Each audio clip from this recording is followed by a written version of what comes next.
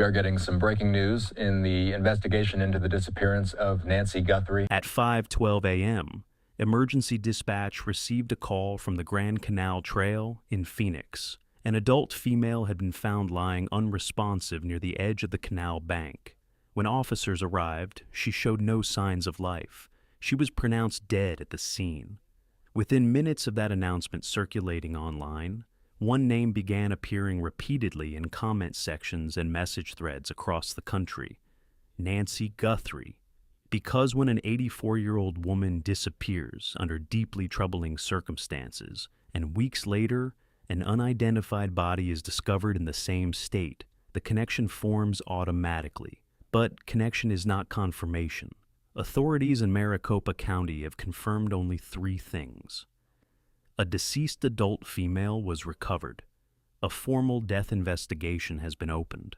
And the woman's identity has not yet been released. That is the entire confirmed record. Nancy Guthrie was last seen at her home in the Catalina foothills area near Tucson.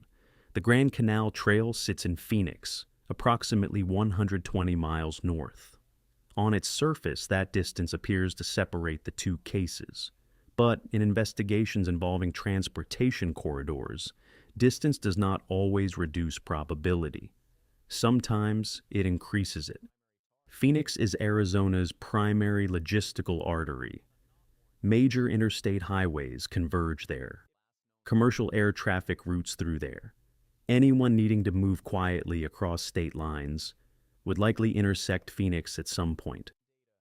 Weeks before this canal discovery, federal investigators relocated portions of operational work from Tucson to Phoenix. That move was never explained in detail. It was described as strategic. Now, a body is found in that same city.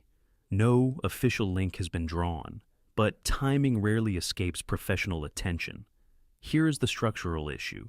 Nancy Guthrie had limited mobility. According to public statements, she could not walk meaningful distances without assistance.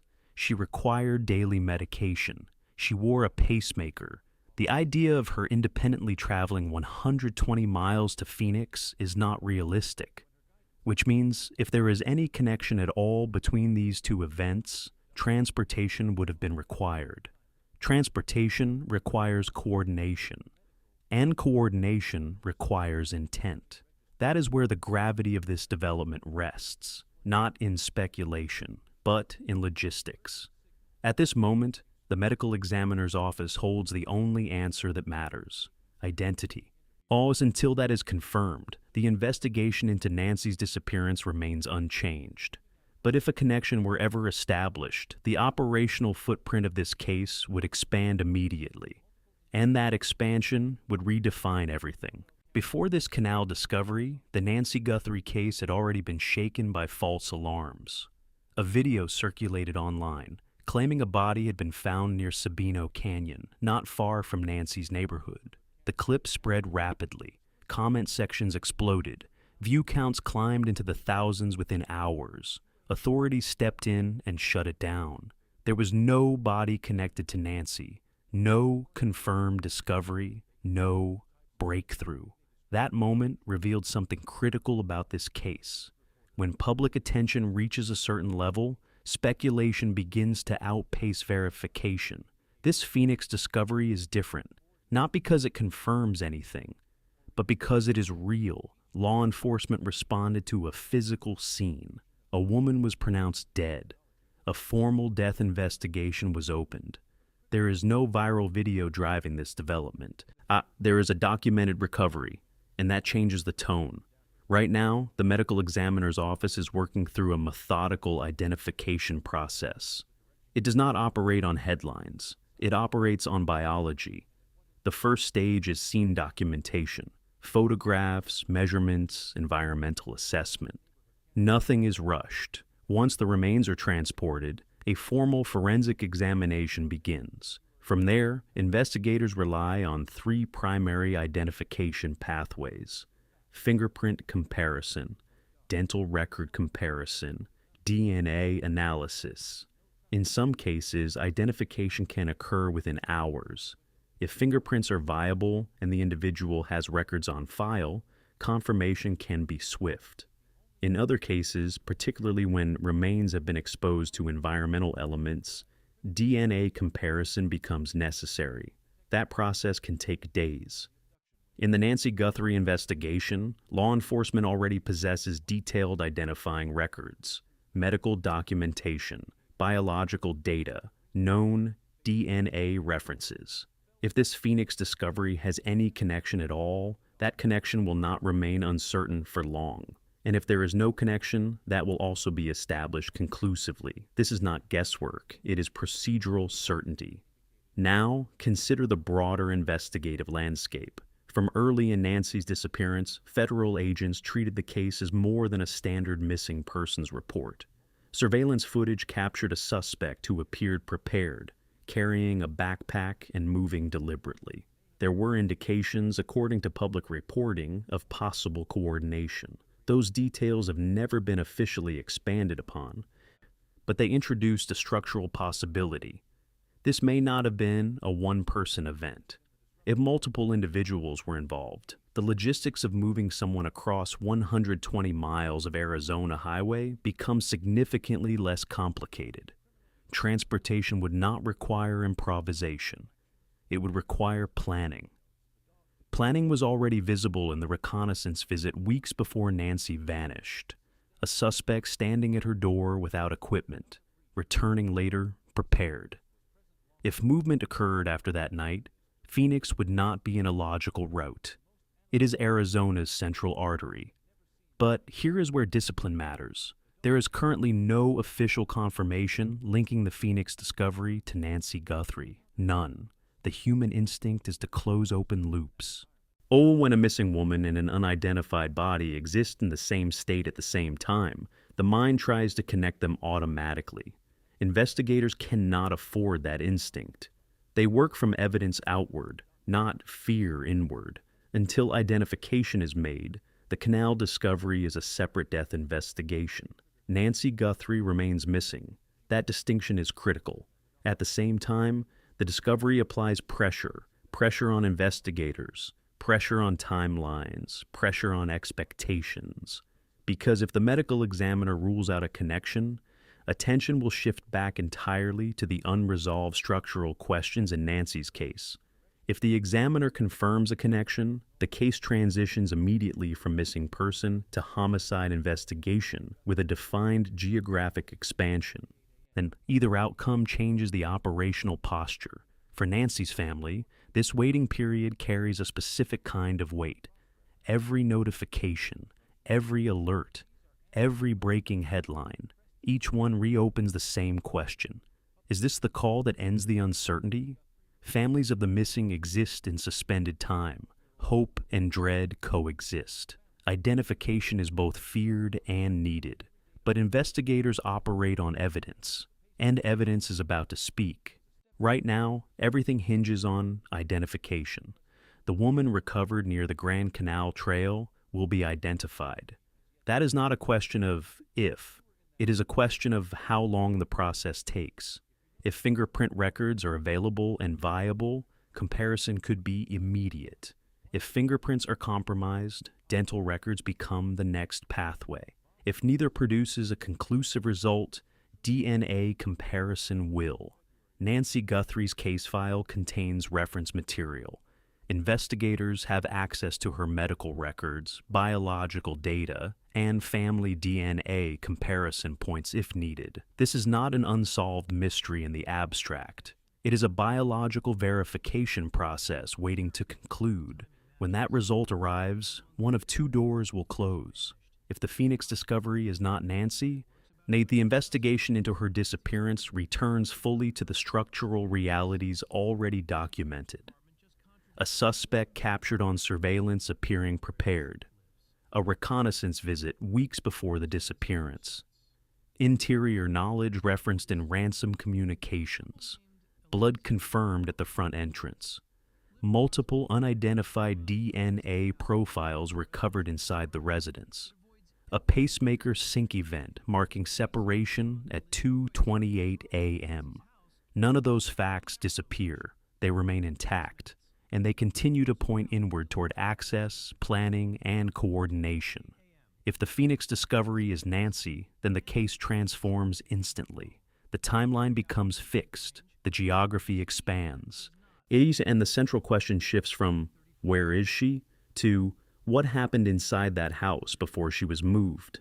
Because if Nancy was transported 120 miles north, that movement required structure. Structure requires vehicle access, timing, communication, confidence. Confidence does not emerge from chaos. It emerges from preparation. The early phases of this case suggested preparation. The suspect captured on camera was not improvising. He carried equipment. He moved deliberately. He had returned after an earlier visit. That earlier visit, January 11th, was not random wandering. It was observation. No attempt to enter, no tools, just presence. Reconnaissance is about learning patterns. So patterns like when lights go off, when residents return home, whether anyone checks the front door, whether neighbors are active, and perhaps more importantly, whether anyone inside the home can move quickly or defend themselves. Nancy was 84 years old. She required medication. Her physical mobility was limited. That vulnerability was not private knowledge. It was observable. But vulnerability alone does not explain interior knowledge. Ransom communications referenced the exact placement of her Apple Watch inside the home and the condition of a broken floodlight at the back of the property. Those are not sidewalk observations. They suggest entry, which returns investigators to a critical line of inquiry, legitimate access. On day 45, federal agents returned to the neighborhood not to search for strangers, but to ask about contractors, cleaning crews, and individuals who had been granted permission to enter homes in the area. That question reveals direction. Investigators appeared to believe that whoever possessed interior knowledge had been inside lawfully at some point, or at least without forced entry. Now consider how the Phoenix discovery intersects with that theory. If Nancy was transported north, someone had to manage two environments, the home, the road. Managing both requires at least two individuals. Surveillance suggested coordination. DNA suggested multiple people. A two-way radio suggested real-time communication. That does not confirm a team, but it strongly suggests one. If Phoenix becomes the confirmed endpoint, then transportation logistics will come under forensic review. Highway cameras, toll records, if fuel purchases, cell tower pings. Arizona's major interstates do not operate invisibly. Movement leaves digital trails. Even if phones are powered down, vehicles pass through monitored zones. Law enforcement analysts would reconstruct travel windows between 2:28 a.m., the pacemaker separation event, and the earliest feasible arrival time in Phoenix. The 8-minute gap between the pacemaker sync ending and an unidentified vehicle being captured 2.5 miles away remains relevant. That sighting has never been publicly tied to Nancy. But if the Canal discovery connects to her case, that footage will be re-examined with renewed intensity. There is another dimension that does not change regardless of the Canal outcome. Sheriff Chris Nanos stated publicly that he has known the motive in this case since the first day. He did not disclose it. That statement carries weight, because motive narrows suspects, and narrow suspects align with targeted crimes. If the motive was understood immediately, investigators likely identified relational threads early. Relational threads point toward individuals who knew Nancy's routine, who knew the layout of her home, who understood her vulnerability. If Phoenix is ruled out, those threads tighten further. If Phoenix is confirmed, those threads expand geographically but remain relational. Either way, this case has never behaved like a random abduction. It has behaved like something planned. Now, consider the public dimension. High-profile cases generate pressure. Pressure generates speculation. Speculation generates noise. The Sabino Canyon rumor demonstrated how quickly misinformation can overwhelm a timeline.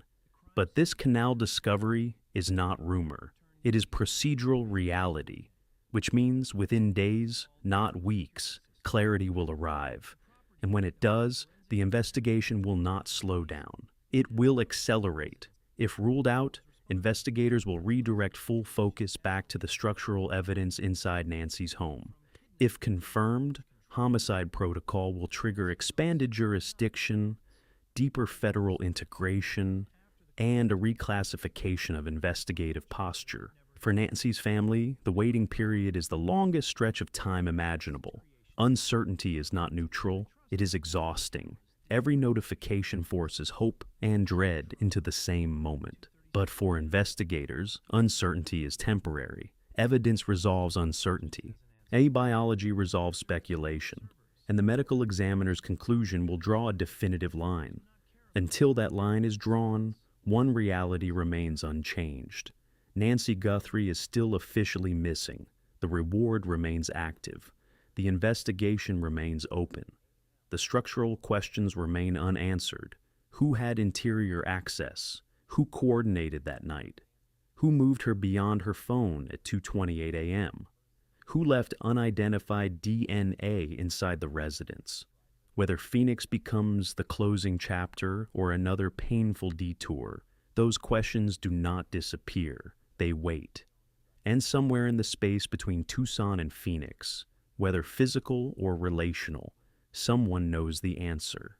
When identification is announced, this case will either pivot sharply or narrow decisively. Either direction moves it closer to resolution. Until then, the only responsible position is discipline.